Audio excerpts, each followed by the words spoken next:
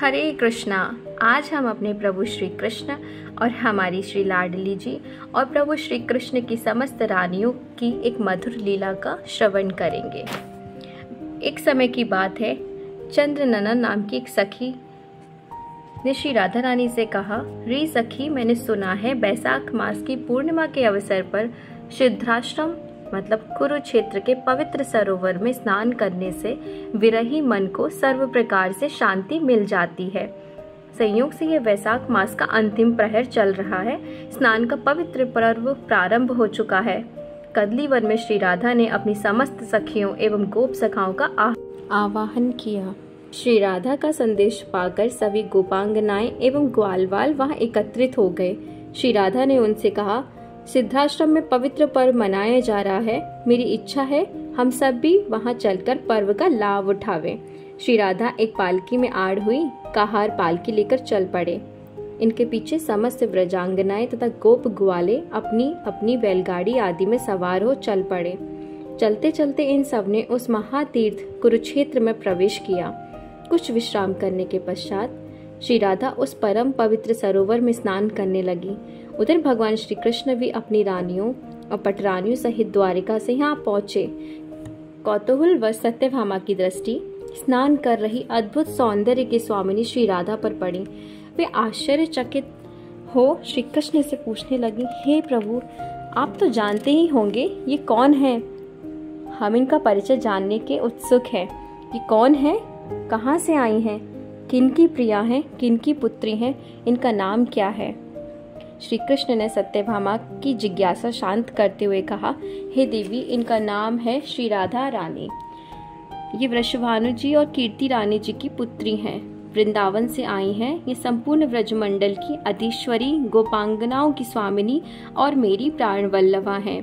ये सिद्धाश्रम में स्नान करने के उद्देश्य से यहाँ आई हैं। श्री कृष्ण के मुख से श्री राधा का परिचय सुनकर सत्यभामा अन्य रानियों को संबोधित कर कहने लगी, री बहनों, क्या रूप सौंदर्य में मैं श्री राधा से किसी प्रकार से भी कम हूँ? पूर्व में मेरे रूप पर रीझ कर अनेक पुरुषों ने मेरी कामना की थी। क्या रुक्मणी जी के रूप राशि में कहीं कोई कमी है? हम सब प्रकार से अपना सर्वस्व अर्पण कर श्री कृष्ण को प्रसन्न रखते हैं। राधा तो एक गोप कन्या है और हम राज परिवारों से आई हैं। इस दृष्टि से भी हम उनसे श्रेष्ठ हैं।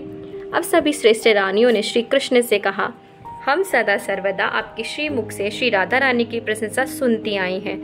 आज हम समीप से उनके दर्शन करना चाहते हैं। समस्त रानियां अपनी इच्छा पूर्ण करने हेतु चल पड़ी श्री राधा रानी के दर्शन करने। उन्होंने देखा सामने से अपूर्व सौंदर्यों का एक समूह श्री कृष्ण दर्शन की इच्छा से उसी ओर चला आ रहा है। जिज्ञासावश रुक्मणी ने श्री कृष्ण से पूछा, बूझत है रुक्मणी पिए इनमें को वृषभानु किशोरी, नेकू हमें दिखा रवु अपनी वालापन की जोरी, परम चतुर जिन कीने मोहन अल्प वेश ही थोरी, बारे ते जही यही पढ़ायो बुद्धिवल कल विधि चोरी, जाके गुण गानी ग्रंथित माला कभू न उरते छोरी, मनसा सुमरन रूप ध्यान धर दृष्टि न इत उत्मोरी। श्री कृष्ण ने कहा, मेरी प्रिय रानियों, ध्यान से देखो, वही लख जुबद वृंदा में ठाड़ी, नील वसंतन गोरी, सूरदास मेरा मनवा की चितवनी बंक हरियोरी। श्री कृष्ण ने कहा, उन व्रज युवतियों के समूह में नील वस्त्र धारण किए गोरे तन वाली जो युवती खड़ी है, वही मेरी चित्त चोर श्री राधा रानी है। अब समझ गई कि उनके रूप के आगे तुम सबका सौंदर्य तुच्छ है। रुक्मणी ने कहा, श्री कृष्ण के मुख से इनकी रूप राशि की जो चर्चा सुनती थी, यथार्थ में ये उससे भी महान है। अब श्री कृष्ण को आगे कर उनके पीछे पीछे सभी रानियां उनके समीप जा पहुंची। अपने कान्हा को देख गोपांगनाएं हर्षित हो उठी। श्री राधा के मानस पटल पर अपने प्रियतम के संग बीते पलों की स्मृति उभरते ही उनकी आंखों से अश्रुधारा बह निकली।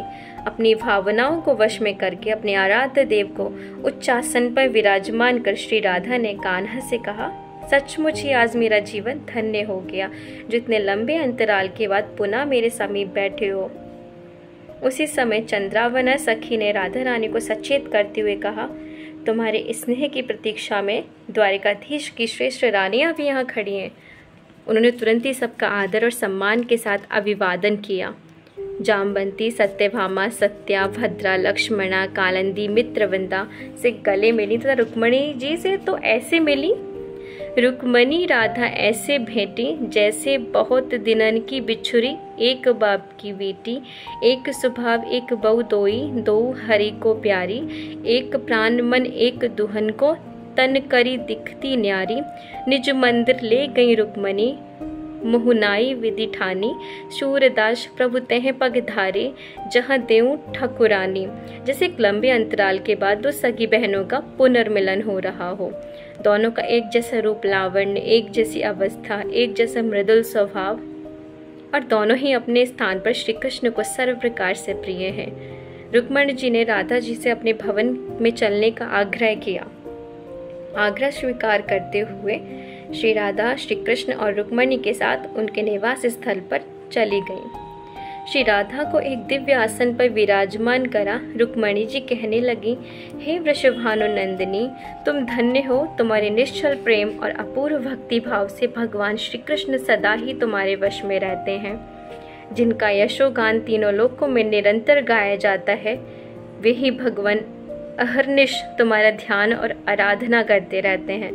रात्रि के समय जब सारा संसार निद्रा में लीन रहता है, तब उस समय श्री कृष्ण तुम्हारे नाम का ही जप किया करते हैं। इसी समय श्री रानियाँ भी यहाँ आ गईं। उपयुक्त अवसर जानकर उन्होंने श्री श्याम सुंदर से निवेदन किया, प्रेमा भक्ति में लीन ये गोपियाँ धन्य हैं, जिन्हें वृंदावन में तुम्हारे संग महारास में नृत्य करने का अवसर मिला था। हे देवेश्वर, संयोग से आज वैशाख मास की पूर्णिमा है। देखो, क्षितिज पर चंद्रदेव अपने पूर्व यौवन के साथ विकसित हो गए हैं। हमारी प्रार्थना है कि वृंदावन में आपने जिस प्रकार से रास रचाया, हमें भी उस रामानंद की अनुभूति करा दें। हमारी प्रार्थना आप अवश्य स्वीकार करें। इस अवसर को साक्षात गति प्रदान करने के लिए सर्व प्रकार से शुभ संकेत हैं। हे स्वामी, इस समय आप भी हैं, श्री राधा रानी भी हैं, ब्रज की समस्त गोपांगनाएं भी हैं, चंद्रमा की धवल चांदनी भी छिटकने लगी है। केवल आपकी स्वीकृति की प्रतीक्षा है। इनकी प्रार्थना सुन श्री श्याम सुंदर मुस्कुराकर कहने लगे, हे देवियों, यदि रासेश्वरी श्री राधा रानी की सहमति मिल जाए तो आपकी इच्छा पूर्ण हो जाएगी। सभी रानियों ने अनुनय विनय कर श्री राधा की स्वीकृति प्राप्त कर ली। ये शुभ समाचार प्रभु को देते हुए समय और स्थान निश्चित कर लिया। अब श्री कृष्ण ने अपनी माया के द्वारा एक दिव्य रास मंडल की रचना कर दी। वैशाख माह होते हुए भी चंद्रमा की शीतल चांदनी, शीतल मंद सुगंधित व्यार के झोंके से मौसम सुहावना हो गया। अर्धरात्रि का समय होते ही रास मंडल के मध्य में खड़े होकर वंशी वादन प्रारंभ कर दिया, जिसकी मधुर ध्वनि से आकर्षित हो ब्रज और द्वारिका की समस्त रमणियां श्री राधा रानी सहित एकत्रित हो गईं। रासेश्वर श्री कृष्ण और रसेश्वरी श्री राधा के संकेत पर नृत्य प्रारंभ हुआ। रास मंडल के मध्य में श्री राधा रानी श्री कृष्ण के संग विराजित हुई। उनके चारों ओर समस्त गोपांगनाएं तथा द्वारिका की 16,108 रानियों और पटरानियों ने घेरा बांधकर नृत्य प्रारंभ कर दिया। विचित्र बात तो ये थी कि वृंदावन की भांति यहाँ भी प्रत्येक प्रेमिका के साथ श्री कृष्ण ने अनेक रूप धारण कर नृत्य और उनका आलिंगन किया। इस रास रस में डूबकर भोर कब हो गई किसी को पता ही नहीं चला। प्रभु के आदेश से रास नृत्य को विश्राम दिया गया। सभी रानियां और गोपांगनाएं अपने अपने शिविरों में चली गईं।